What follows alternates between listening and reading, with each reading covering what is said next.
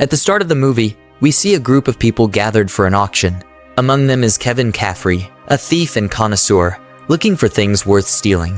While he is observing one of the paintings, he detects that it's a fake one, which leads to it being taken out of the auction.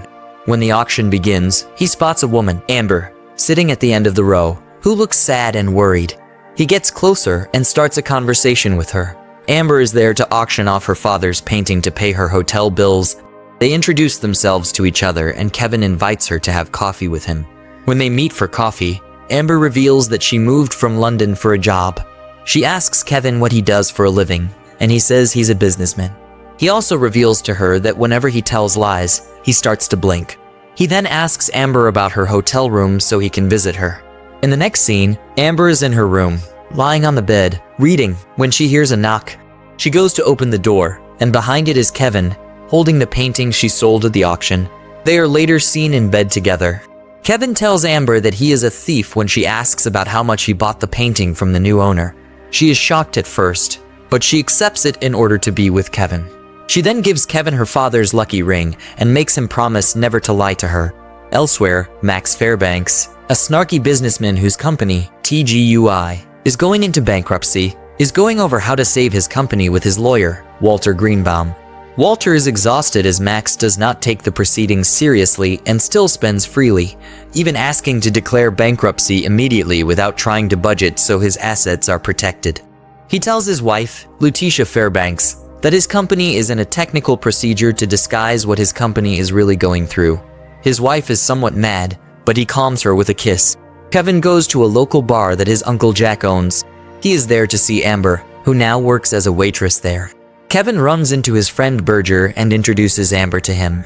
Berger is also a thief and knows which places to hit. He talks to Kevin about billionaire Max Fairbanks and proposes they go and steal from him. He takes Kevin out and shows him an article about Max's current situation with his company, as well as what he couldn't access due to the critical condition of the Chapter 11 bankruptcy code, which includes his beachfront mansion. Next, we see the two of them approaching the mansion. They enter the house thinking it is empty, so Kevin goes to the upper floor to clear it. In that same house, Max and his girlfriend are in the bathroom. Max hears some noise coming from another room, so he goes to check. Kevin is checking a shoe he is about to steal when Max pulls up on him with a gun. Kevin asks Max to let him go, promising not to steal anything from him, but Max calls the police to arrest him. Before the police take Kevin away, Max spots Amber's ring on Kevin's finger and tells the police that the ring was also stolen. Kevin is forced to hand over the ring, and it's taken out of the house. While in the back seat of the police car, he manages to bring the window down and jumps out of the car with handcuffs still on. He unlocks himself and heads straight to Max's house for his ring, but Max isn't there. Kevin finishes off what he started by robbing Max of the valuables inside the house, including one of Max's luxury cars parked in the garage, and drives off. He returns home and is met by Amber. He breaks the news about the ring to her, and she feels disappointed. He goes to discuss what happened with his Uncle Jack, who laughs at him. The next day, Walter meets Max and tells him that the thief came back and stole things worth $150,000 and a car. He also informs Max that he was banned from his summer house, and that being there breached the terms of his bankruptcy. Max starts laughing at the thought of robbing the thief. He shows Walter the ring and says he'll be fine because the ring is his lucky charm. At the same time, Berger is seen laughing after Kevin tells him about the ring incident. They plan to get his ring back. They hire Shelly Nix, a computer hacker, to track Max's whereabouts by hacking into his email. During a flight, Max talks to his associate Gloria, a psychic, about the ring. Gloria consults her cards and draws a king with 5 daggers on his head. Shocked by the result, Gloria doesn't tell Max what she drew and pretends her phone connection is breaking up. Kevin and his team intercept an email from Gloria stating that Max's wife requests him to be in Boston to accompany her to the Botanical Garden benefit. Kevin dresses up and attends the program. He sits next to Max and tells him he is there for his ring. Max replies that it won't happen because the ring now belongs to him. Kevin tries to take it off Max's finger, spilling wine on himself in the process. Kevin is then chased by security and runs off. He meets his team again, and another email reveals Max's plan to go to a cocktail party that evening. Max meets a judge whom he thought he'd paid off to keep his house. The meeting leads to an exchange of insults between Max and the judge. Out of anger, The judge orders Max to sell his house and its contents at a public auction. Max decides to go to his beach house for one final visit. As he prepares to leave with his wife for the beach house, Kevin and Berger have already entered the house to steal. Max leaves the house and activates the security system, trapping the thieves. Kevin calls their partners, Wyndham and Edwina, to come to their rescue. They arrive and deactivate the security system, setting them free. Kevin brings home some cash from the sales of his loot and a red jacket as a gift for Amber. The next morning, Max and his wife discover that their house has been robbed. He meets with Detective Alex Tardio of the Robbery Division. Tardio's speech implies that Max might have hired a thief to rob his house to collect insurance money. This infuriates Max. Having had enough of Kevin stealing from him, Max calls his head of security, Earl Redburn. Kevin finds out from Shelley that Max is going to Washington, D.C. for a Senate hearing and has an apartment there. Kevin's team decides to go there, and their partners also decide to follow. This results in a big argument, but they are eventually seen with them driving to Washington in the stolen car. In Washington, Kevin and Berger disguise themselves as Arab royals and manage to gain access to Max's apartment without much trouble. While looking for something to steal, they hear Gloria's voice and run to hide. But it turns out to be just a voicemail from her to Max. Gloria wants to inform him about the money he intends to use to bribe the senators, which is in the desk. They take the money and replace it with insulting notes signed in Max's name. Meanwhile, Max has also reached Washington with his team. He is stuck in traffic and decides to consult his cards. The cards reveal that the thieves are in his mansion at that very moment, so he and Earl hurry there after calling the police. Max, with an umbrella in his hand, confronts the thieves. In the ensuing scuffle, Kevin is able to steal back the ring and runs off. Max begins to laugh because it was his wedding ring Kevin had stolen. Later, Amber decides that Kevin's feud with Max has gone too far and tells him that she no longer cares about the ring, so Kevin should stop pursuing it. While Max is addressing the Senate committee, they are shown the insulting notes Kevin replaced the bribe money with. Kevin then calls Max and tells him that if Max returns his ring, he will return Max's ring.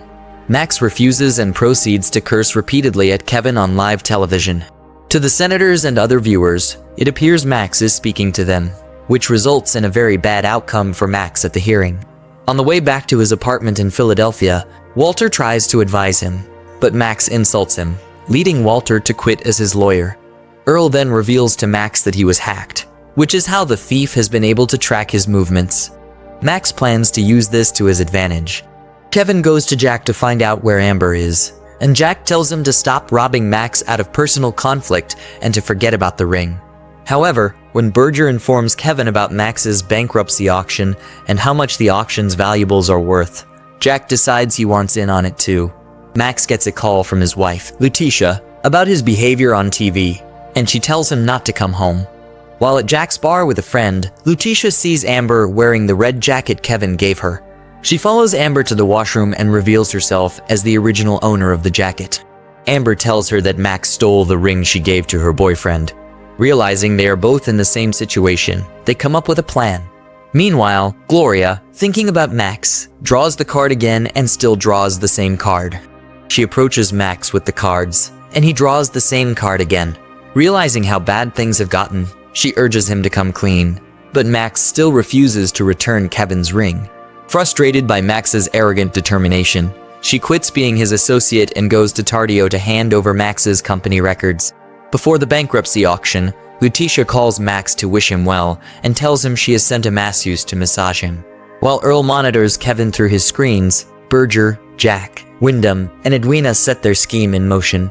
Edwina and Wyndham are disguised as waiters, with the real waiters bound and gagged in their truck. Berger is disguised as the auctioneer, while Jack plays his associate, having tied up and gagged the original auctioneer.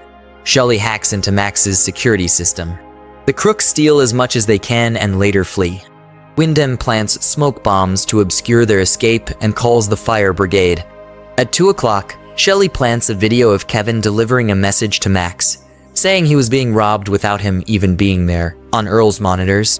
Angry and enraged, Max rushes out into the smoke to find Kevin, but a firefighter, who is actually Kevin in disguise, drags him out of the smoke, stealing the ring in the process. Kevin steals Max's boat to escape, but Max jumps onto the boat and struggles with Kevin to get the ring back. the boat hits a buoy, causing it to sink. Kevin and Max then discovered that the ring is a fake. The ring has an inscription inside it that reads, "Grow up," a message they both received from their lovers. Max realizes that Lutetia had induced the masseuse to steal the ring during his massage. When Tardio finds Max and Kevin, Kevin tells Tardio that he was saving Max, and Max corroborates his story, telling Tardio that he had never met Kevin. Kevin thanks Max and tells him that he owes him one. When Kevin returns to the hotel where Amber used to stay before moving in with him, she shows him the ring, revealing that she was the masseuse. She tells Kevin that the ring had bad luck and that he should throw it away. Kevin agrees and flings the ring out of sight. He and Amber get back together. In the next scene, we see Kevin and Max in court, where Kevin is pretending to be Max's lawyer. They fix the Senate hearing and walk into the press conference victorious. The movie ends with Kevin parting ways with Max, but not before stealing his wristwatch. Thank you for watching. Check out these recaps.